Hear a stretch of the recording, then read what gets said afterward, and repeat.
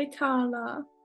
Hello. Welcome, welcome, and thank you for accepting my invitation to come to the True Essence podcast. Thank you for being open, and I welcome you with an open heart. And I also wanted to welcome everyone who's listening to the podcast today. So thank you very much for coming. Thank you. And thank you for having me. I'm excited to be here. Good that you're here. Um, would you like to share with us a little bit more about what you are doing? I mean, we're going to dive into a few topics and themes around your work, but just to let people know uh, what you're doing. Okay. So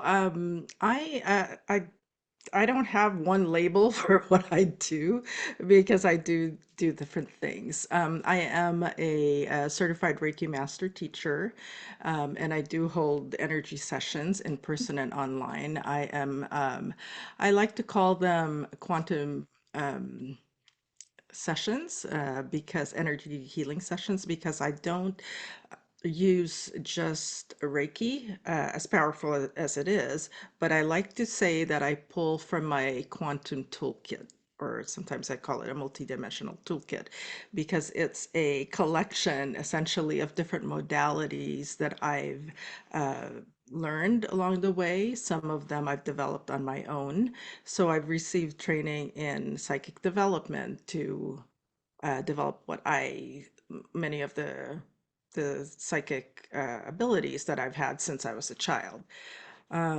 So that's one of the things I do. I'm also an author. I published a book in 2021. So I do also write. I write uh, outside of my book. I do publish a monthly, not monthly, it's a newsletter on Substack. Once or twice a month I post something on there. So the last thing I'll say also is I also teach courses. I teach Reiki, but I also teach my what I call my Dragon Mystery School. I have dragon courses and programs within that umbrella of my Dragon Mystery School, and then I do hold events, live events, and retreats. So in a nutshell. And that's amazing. Thank you so much for sharing. There's there's so much more I want to know, and I bet a lot of souls want to know so much more about what you're doing. And yeah, just a little bit more about the story and um how you yeah opened the door to these dimensions and worlds, because you just mentioned before that you were psychic as a child, so you felt um that there was more. I don't know, maybe you want to share a little bit more about how your channels opened up, and yeah, how Okay, you I'd be happy to. Interestingly, and then this has also come up in readings, Akashic readings that others have done for me.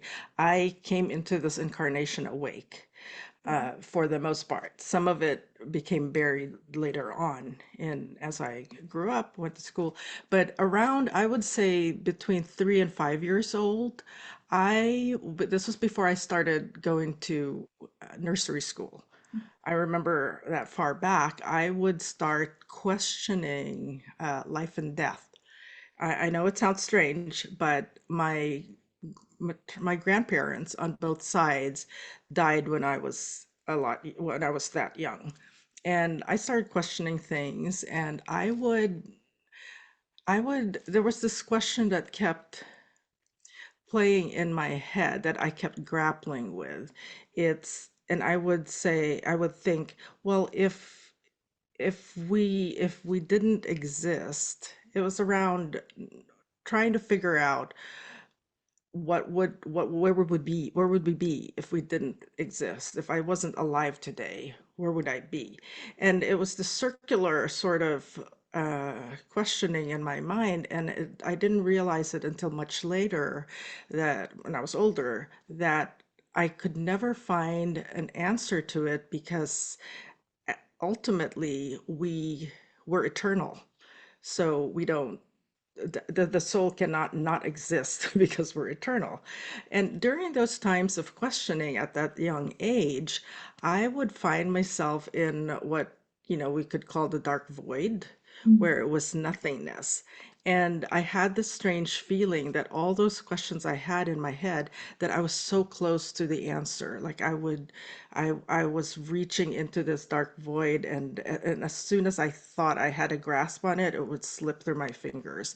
So this would happen a few times, and I would become so frustrated because I knew that the answer was just there at the tip of my fingertips, but I could never fully grasp it. And then, of course, I started nursery school and school, and those sort of thoughts kind of went by the wayside.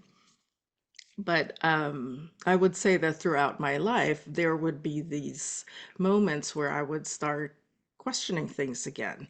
When I was 11 years old, my mom was pregnant with the youngest child in our family, and she died. My baby sister died during birth. And that started more questioning in my mind, because what happened is she had her umbilical cord was around, twirled around her neck. And this was in the late 70s in the Philippines. So it was before routine ultrasounds were a thing.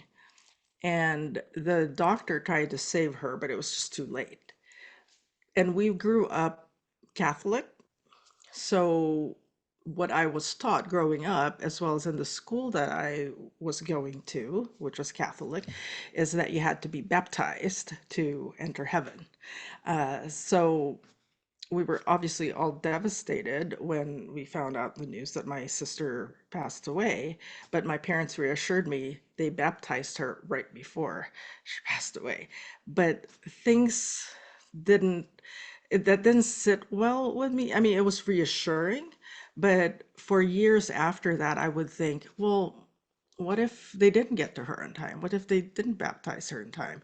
Would she have gone to hell? That didn't make sense to me because she hadn't even lived her life, that incarnation. How could she possibly be condemned to hell without having done anything? So that was another, I suppose, a pivotal moment in my developing years, where I continued to, or started questioning again, religious dogma and what I had been led to believe, that and other things here and there. So I turned to writing, mostly poetry. So I started writing poetry when I was about 13, and it became an outlet for me to, to process some of those emotions that perhaps were a little too complex for someone my age. And that I had been writing since then. Uh, what else can I say about that? So Wow. I think that gives enough of a background of how things started when I was younger. Wow. Thank you so much for sharing this. And I'm so sorry to hear about your sister. Um, but I feel like Think she's there, she's there with us, with you, and with your family. Wow. So you started writing pretty early. That is so beautiful. That's so beautiful. I love writing oneself and just expressing oneself yes. through writing. It's a beautiful outlet and creative tool to play around with. Wow. And So very cathartic, right? it is very cathartic. Especially over time when you look back at things and you're like, oh my gosh. Hmm.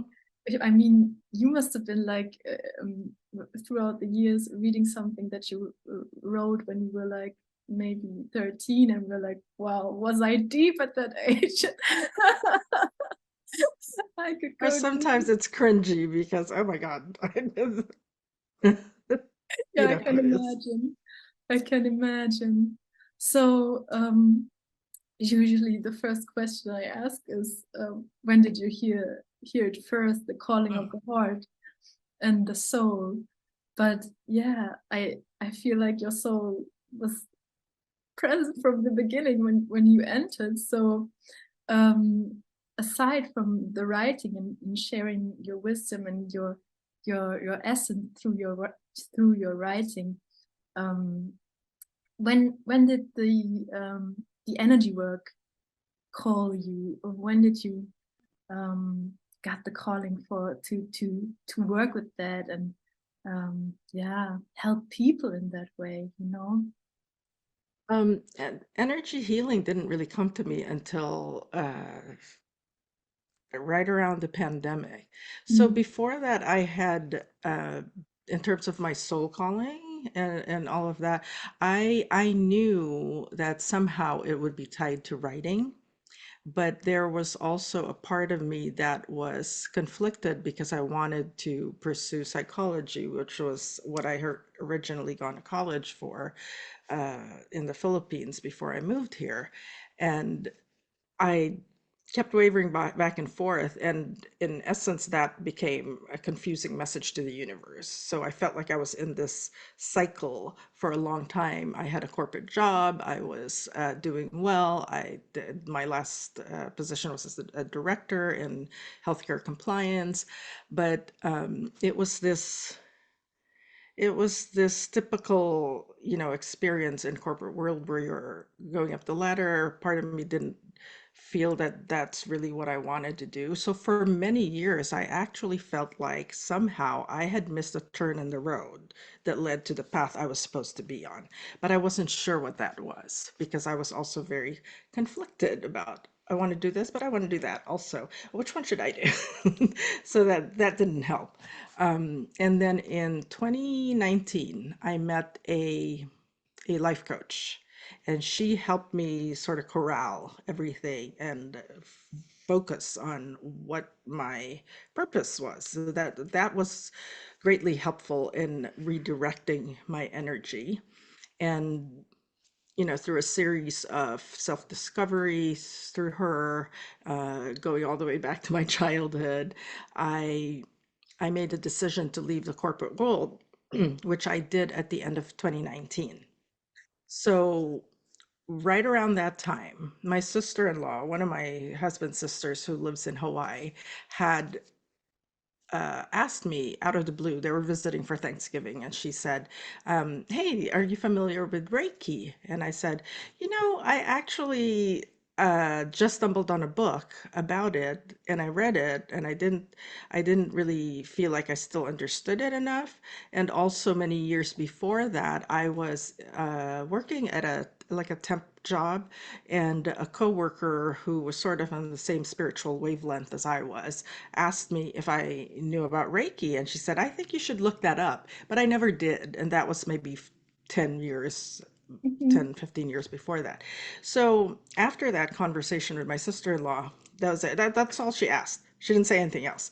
They went back home to Hawaii, and maybe a week or two later, I received an email. She gifted me with a Reiki session with Queenie, for whom I work really closely with right now. You may or may not know her. She works with JJ a lot as well. But she gifted me with a Reiki session, a distant healing session. I'm here in Northern California, and Queenie is in Southern California. So I booked that session for the Monday after my last day at my job. And I received distant healing, the Reiki remotely through her, and it changed my life because I really didn't know what to expect. But immediately during the session, I saw my spirit guides around me. And I was in tears. I felt all the love from them, but also because I had been trying, as psychic as I was already growing up, and I realized I didn't share some of those experiences, but as much as I had already had several psychic experiences, I had trouble meeting my spirit guides. Seeing them, connecting with them. For many years, I'd been trying to. And in this very first Reiki session, I met them, and I had other incredible experiences and visions during that session, and it basically just opened me up even more to that connection with source. So it was very profound for me, and I didn't at that time, I still didn't think of myself or didn't have any plans to become a healer. I never thought of myself as one, or one that would do energy work. I was mostly trying to understand, the world I was navigating, and working on writing my book. But 2 months after I left my job, I went to a routine doctor's appointment. I was one of those who would become very busy with work, and I kept canceling or pushing off doctor appointments. Um, so 2 months after I left my job, I went to now I had more time to go to the doctor. So as soon as I saw my OBGYN, she realized there was a problem, and she referred me to radiology. Who They found two large ovarian masses on both one on each ovary, and my doctor referred me to the oncology department right away. They scheduled me for surgery a month after that, so it was going to be in March 2020. That was the soonest they could take me in.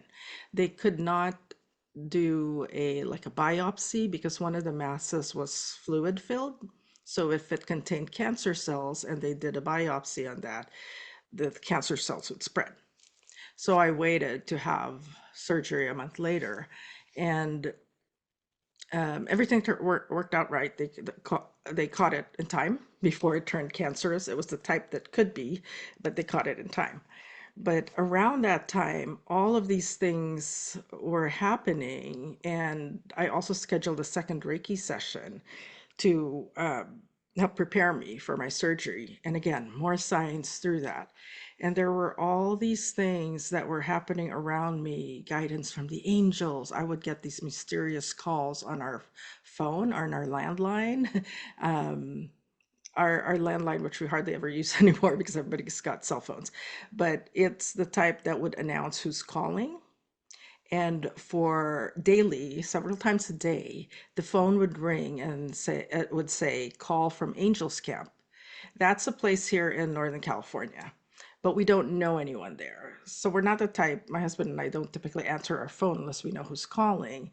And this, whenever it would ring and say it was from Angels Camp, they never left a message. And we figured, well, if it's important, they know how to reach us on our cell phones, or at the very least, they'd leave a message. Never did. This was incessant, these phone calls, several times a day at some point. And one day I managed to catch it out of curiosity. I picked up the phone, and on the other line, it was dead silence, no static or anything, nothing. So I thought that was weird. So this continued to happen, and one day I was home alone because this was before the pandemic started. My husband was at work, my daughter was at school, and I started to because I had a whole month to wait before my surgery. So there's that month of uncertainty. Do I have cancer? Do I not? And I'm generally very good at being positive and keeping a positive mindset. But that day I happened to be, I guess, maybe lower energy than usual. And I thought, ooh, what if the prognosis is bad? Maybe I should call some friends and try to get together with them. As soon as I had that thought, the phone rang again from Angel Scam. And I managed to catch it again, but nothing, as it was that first time, nothing on the other line. But it was enough to help me reset my thinking and get back into a more positive mindset. So anyway, after all these experiences, I decided, I want to, because Reiki was very helpful to me personally in my life, I'd like to learn more about it. And Queenie happened to be preparing to start teaching Reiki. So I took Reiki under her. I completed all three levels, and realized, I wanted to help other people. My main um, mission, if you will, is to not get, but to help others see that, just like it's been in my own life, the universe is always communicating with us. Spirit is always leaving us signs, little breadcrumbs here and there. All through my life, it's been that way. At times, I wasn't paying enough attention to it. So that's what led me to study Reiki and then continue to develop my modalities and become the healer that I thought I never would be. Oh, you put that so wonderful. Thank you so much for sharing your story. Wow. So Reiki was the entrance into this. And yeah, then there's something else that is very, very present in your life, or that you work with, and that I got to experience in person on the retreat, and I felt the energies, and very, very powerful. Yeah, would you like to share with us when the dragons entered your life, and yeah, and how did you guys got to connect and interact with each other? Absolutely. I'd love to. Love talking about the dragons and guiding people to their dragon guides. So I didn't really start to consciously connect with them until 2020, Mhm. maybe that summer. And it was very simple. It was Hay House was having a sale on Oracle cards. And I saw the dragon deck from Diana Cooper. And I couldn't explain it, but I was so drawn to it. I'm like, oh, this sounds really interesting. I need Yeah. to have this deck. So I ordered that deck and started working with it. And my people in my community, like Queenie and Ryan, they weren't familiar with dragons at the time. Um, not very many people, I mean, Diana Cooper and there were others, but in our community, we didn't really talk about that. So I started working with that. And later that year, maybe 4 months after that, I was on a trip to Hawaii with my family. My husband's from Hawaii. So we spent about a month there. This was already during the pandemic. And um, I had my very first vision of a dragon. It was a water dragon, and she was green on top of a waterfall. So I had that vision, and it wasn't my guardian dragon. It was just the first dragon I happened to see. So that started opening it up more, and there were signs around me that I also didn't at the time pay attention to.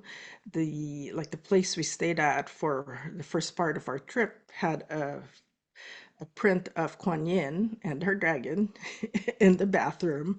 I was more excited about seeing Kuan Yin because I had started working with her. Didn't make the dragon connection.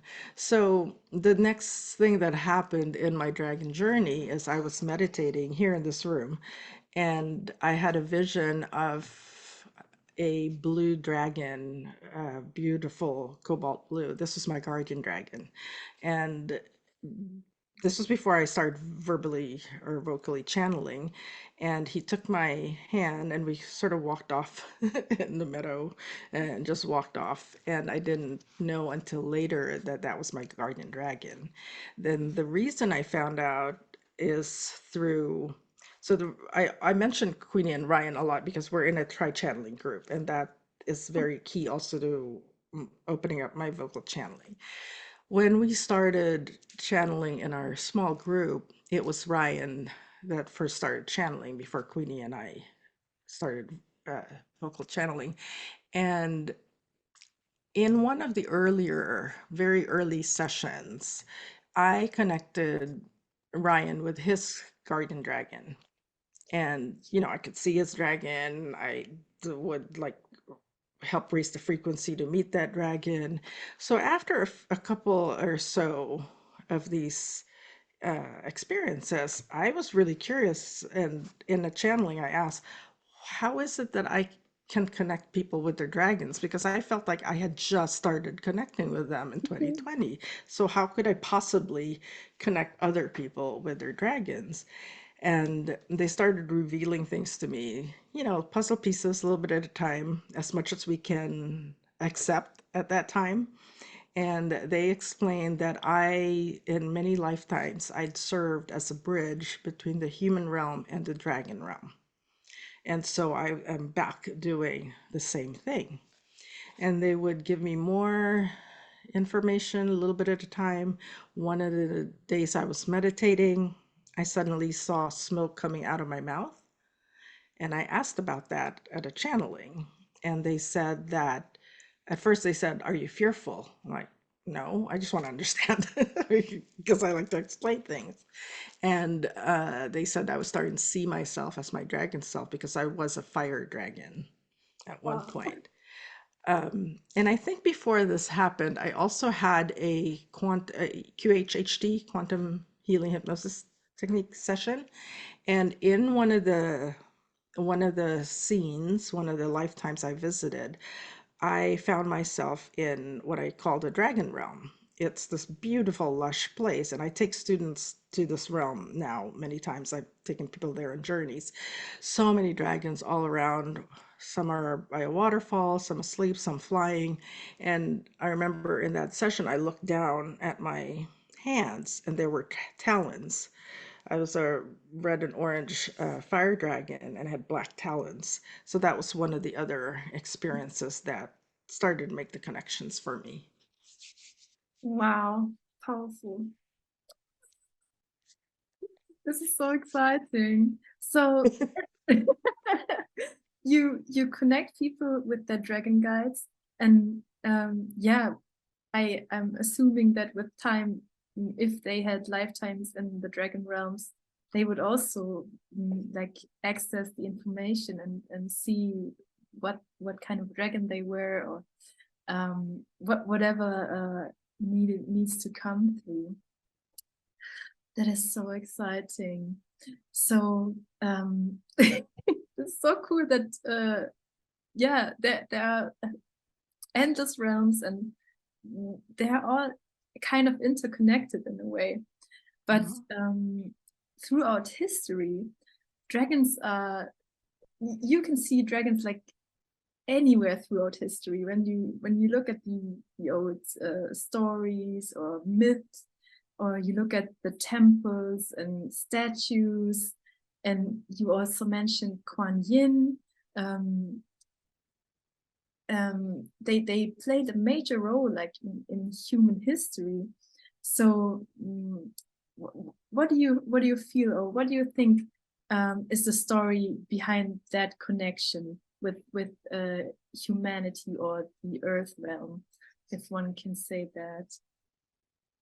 So the dragons are they're very much part of our history. And like you said, all you need to do is look at historical, even artifacts all across the world. In my dragon course, I even share photos of European dragons from Europe and dragons in Asia, and you can see some similarities across the different, geographic regions.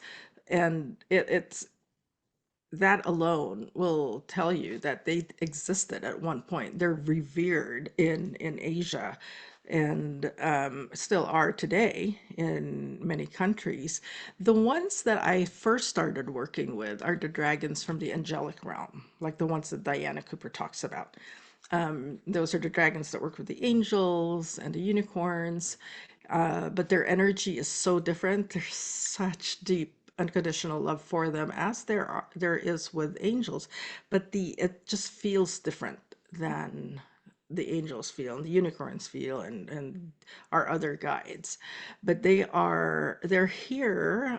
At one point they were in the physical, but when the vibration of humanity started to lower, and we started having wars and conflict, and they were also being killed I mean, there are stories about them being slayed, mainly in Europe. I think is where you'll find most of that lore versus Asia. They started leaving our dimension, but they're around, and many of them have been coming back in droves for the last few years as our vibration races, but also because they're very key to our ascension path. Embodying the dragon consciousness, which is part of why I teach it, is very integral to our uh, raising our consciousness and ascending. So they are in service to source consciousness, and they're here to help us.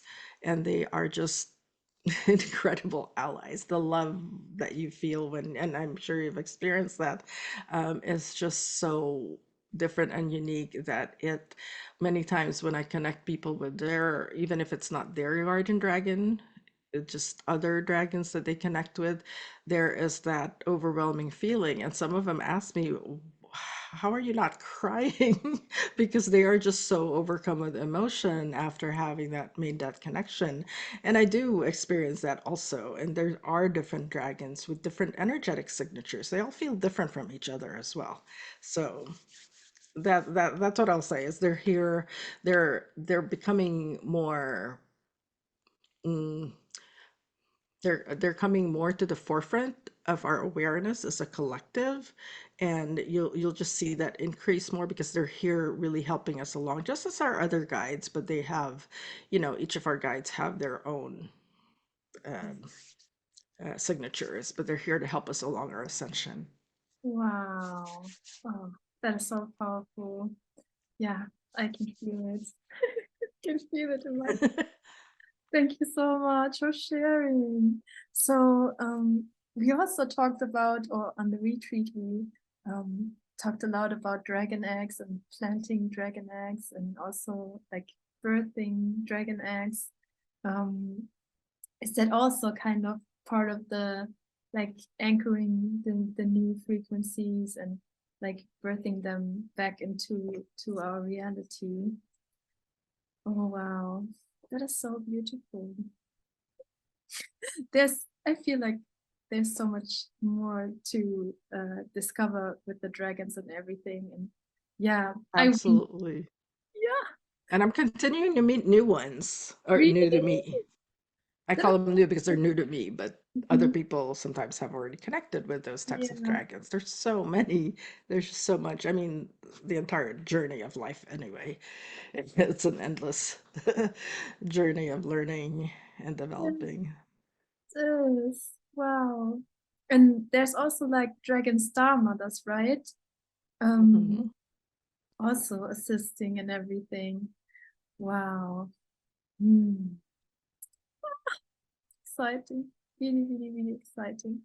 So, um, would you like to, um, I don't know, do you feel that there's like something the dragons would like to share with us, or um, anything without pressuring or something? But do you feel there's something that is maybe important for I some? asked you were asking me that question, this very large orange one. Oh, okay. Mm, It's I know who this is. It's someone I refer to as, or she actually referred to her as a mother dragon. And she's built differently, not built, but when I first saw her, which is who this is right now, she is very wide at the bottom, just like a mother dragon. And there are many what they call younglings, little baby dragons around her, the base of her, by her feet and everything. So that's who's showing up right now as you were asking that question. Um, and the guidance I'm getting, or the message, is that they want us to pay attention mm, to these little, they're calling it slivers of connection. It can be as simple as seeing an image of a dragon in the clouds. They're saying don't discount that sign.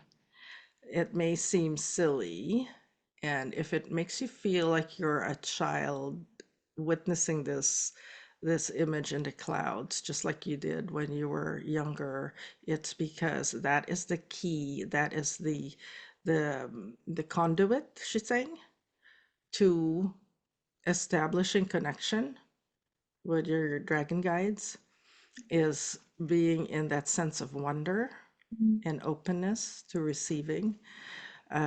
The reason I was kind of asking her why it's her that's showing up. Um, she's saying it's because she would like to remind us. It's sort of a, what's the word? It's it's oh, I'm not finding the human word, but it's in a sense a way of reminding us of this new earth, new landscape is what she's calling it, where just like younglings are new, seem like new souls. They're young, they're new, they're excited, they're they have a very playful energy. If you've not worked with baby dragons, they're some of them are mischievous. I've had some play around my feet and tickle me, but just like the younglings, the reason she's showing us that, or showing me that, and having me explain this is because, like them, she wants to remind us of that sense of wonder and making that connection that way. I hope that helps. That's what you're, if that's what Wonderful. you're looking for. But that was the key Wonderful. message. Wow. Thank you so much.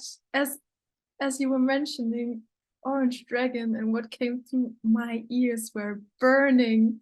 And I was like, oh my God, what's happening right now? My ears are burning. And I also felt like, I don't know, very emotional when Mm, you started channeling. Wow. Thank you so much for sharing this beautiful message. Oh, welcome.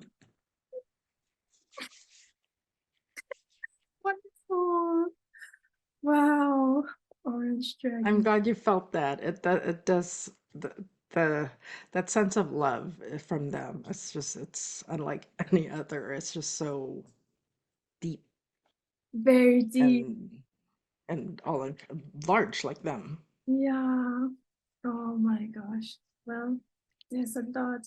There's a lot more, I feel like. Oh, thank you so much. So, Carla, you do so many cool things. That is so amazing. Um, is there is there something that you have planned beside the retreats and channeling conferences?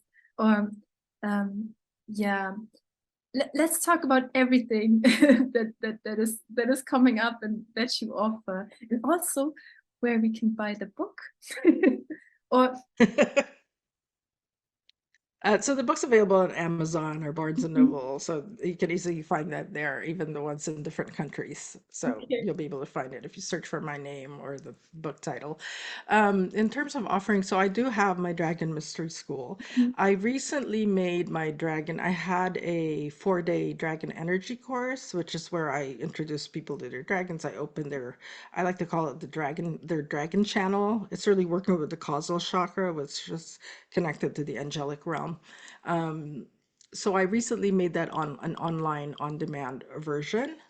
So oh, there's that. And then I have my Dragon program, Dragon Consciousness program. I have level 1 and level 2. I'm a little over halfway through my current level 2 cohort, and level 3 will be next year. And it's a progression in just really embodying and remembering and embodying the dragon consciousness.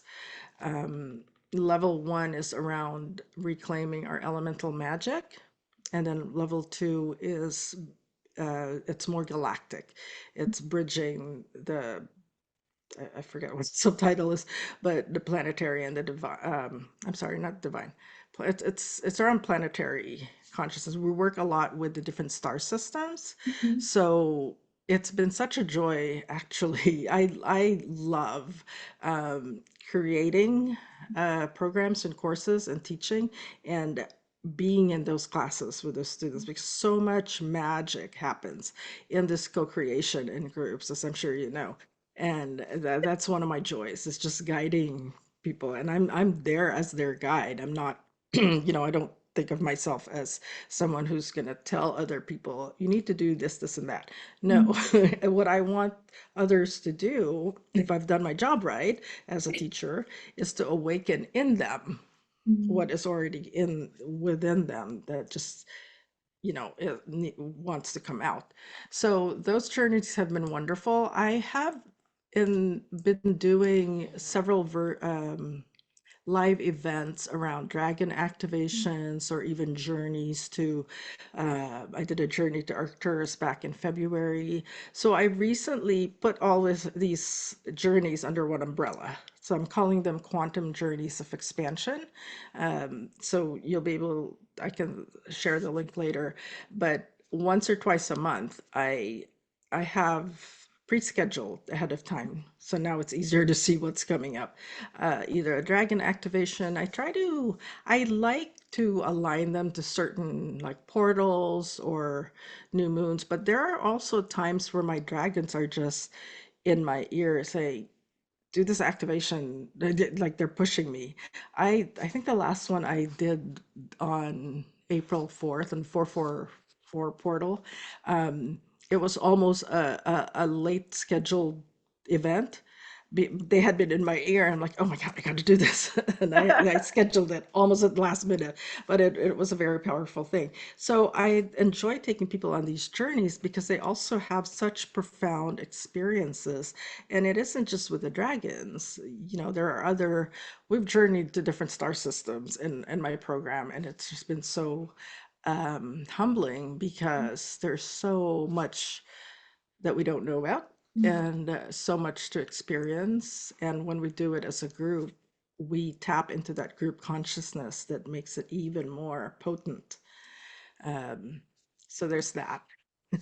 Wonderful. Of course, all the souls that are listening, I will put all the links in the description box below, so we can all follow this amazing journey and be part of it and co-create with you, Carla.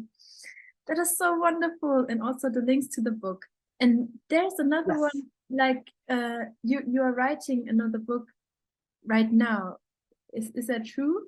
Oh, okay, cool. I am. I put it on the back burner a year ago, but I'm being pushed right now to get back to doing that. Yeah. There's a couple of things. I love creative mode. That's one of my happy places is creating and writing. So I'm gonna What? spend more time on that this year.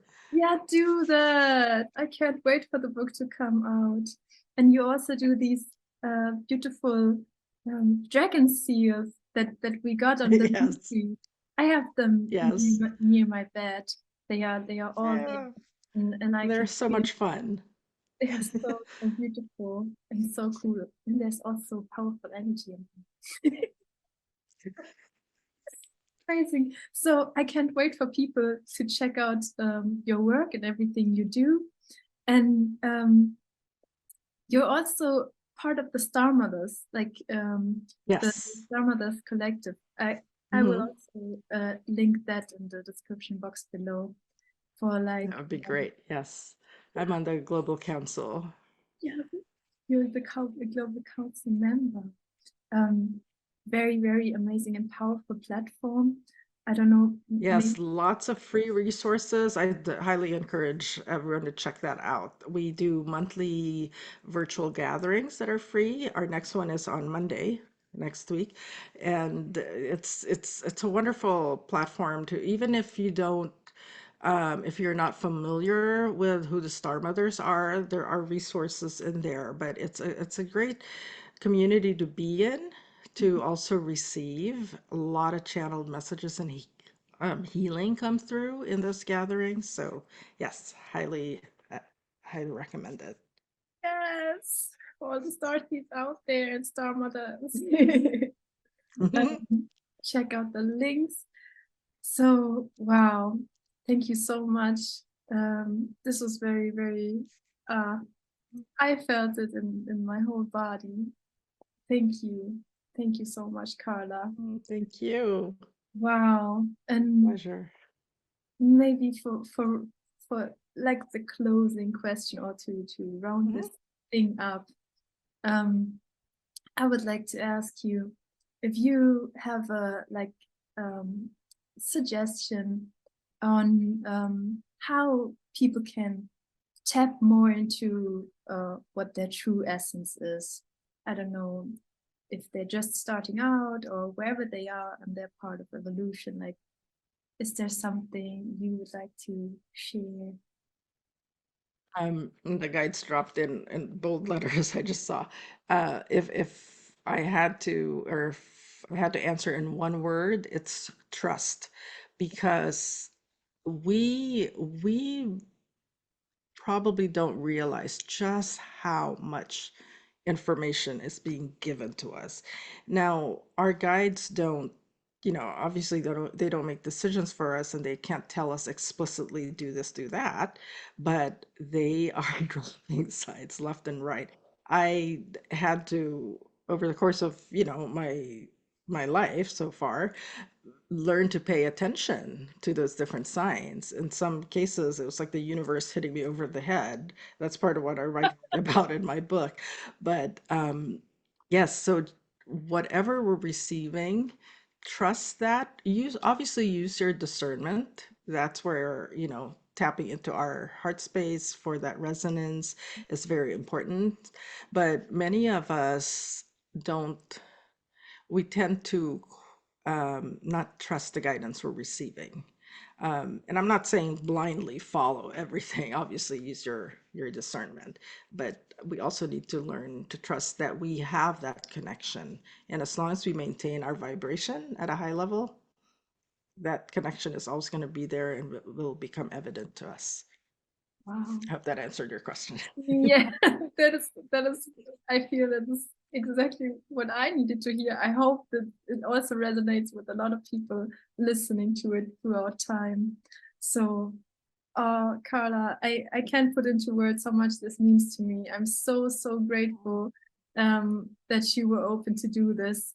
Um, yeah, thank you so, so much for being, for existing, for sharing all your wisdom with the world, and for bridging the realm of the dragons with the earth realm. And yeah, just being that magnificent being that you are. You are very inspiring. Thank you so much. Yeah, thank you so much for your kind words, and thank you for having me. It's been such a joy to connect with you in this way. And I'm so happy we met in person recently at the retreat. You're such a beautiful soul, and I look forward to staying connected. Thank you. Me too. So thank you, everyone. Thank you, beautiful souls. Remember to like and subscribe if you want to hear more. And yeah, see you next time. Thank you, Carla. Thank you, Janine. So much love to you.